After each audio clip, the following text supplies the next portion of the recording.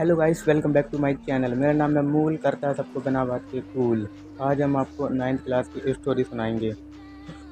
Story से पहले मैं आप सबको अपने चैनल के बारे में बताना चाहूँगा। मेरा चैनल अभी न्यू है, आप सब लोगों का सपोर्ट चाहिए। जितना हो सके उतना शेयर कीजिए और सब्सक्राइब भी कीजिए। ये कहानी हम शुरू करेंगे कुछ नॉर्मल बातों से। मेरा न्यू स्कूल में एडमिशन हुआ था, उसी में मेरे दोस्तों ने भी एडमिशन लिया हुआ था। मैं आप सबको अपने स्कूल के बारे में कुछ बातें बताना चाहूँगा जिससे आप मेरी स्टोरी से रिलेट कर पाओ।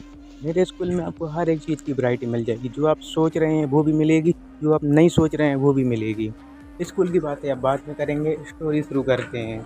चलो भाई, देखो अब मैं क्या करता हूँ। मेरी स्टोरी में 4 मेन कैरेक्टर हैं। एक कैरेक्टर हम हैं क्योंकि हम चूतिया बनते हैं हर बार, और उस दिन भी बने थे। आपको स्टोरी के एंड में समझ में आएगा मैं चूतिया क्यों बनता हूँ।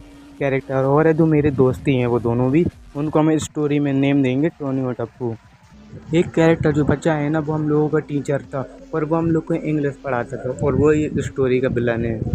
एक दिन हम सब ऐसे ही क्लास में मस्ती कर रहे थे, तभी टोनी ने कहा चलो आज कुछ एक्सपीरियंस करते हैं। लिटरली एक्सपीरियंस का नाम सुनकर थोड़ी फट सी गई थी।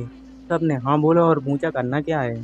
टोनी ने बोला आज हम सब ग्राउंड फ्लोर में चलेंगे। आज भी याद है वो काला दिन। दोस्तों मुझे पता है काली रात होती है, वहाँ उस दिन हम लोग इतना ज़्यादा पिट गए थे ना, काला दिन बन गया था हम लोग के लिए।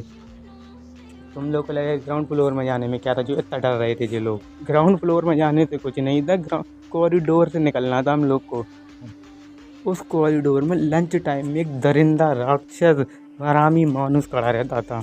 उस कॉरिडोर में उस दरिंदे का सिर्फ एक ही काम था, बच्चे लाइन से चले, ना नीचे जाएं ना ऊपर आएं। जो अभी स्कूल में पढ़ते हैं उनकी लाइफ में भी कुछ अभी ऐसे ही टीचर होंगे, ये आप लोग कुछ ज़्यादा अच्छे से रिलेट कर पा रहे होंगे इस स्टोरी को। तभी हमारे टोनी स्पार्क ने अपना 0% IQ लगाकर एक आइडिया दिया। अब आप लोग इसे टोनी स्टार्क मत समझने लगना, वो जीनियस था और ये हीनियस है। हीनियस इसलिए है क्योंकि इसमें दिमाग ही नहीं था, और फिर भी इस्तेमाल करता था उसका।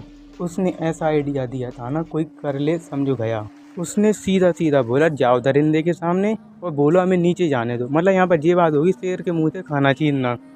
फिर टप्पू ने बोला तुम रहने दो, तुम्हारा दिमाग फट जाएगा, दिमाग पे ज़्यादा जोर मत डालो अपने, मैं बताता हूँ क्या करना। टप्पू ने कहा हम सब टॉयलेट के बहाने जाएंगे और टॉयलेट में छुप जाएंगे, तो दरिंदा थोड़ी आगे आएगा तो अपन आराम से नीचे चले जाएंगे। ये प्लान सुनने में भी अच्छा लग रहा है और वर्क भी किया था उस टाइम पे। हम लोग आराम से नीचे गए थे, थोड़ी मज़े करके ऊपर वापस आ गए थे।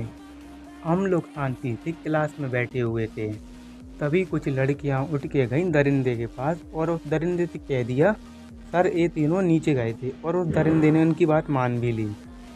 लंच खत्म हो गया, दूसरे टीचर हम लोग के आ गए थे क्लास के अंदर।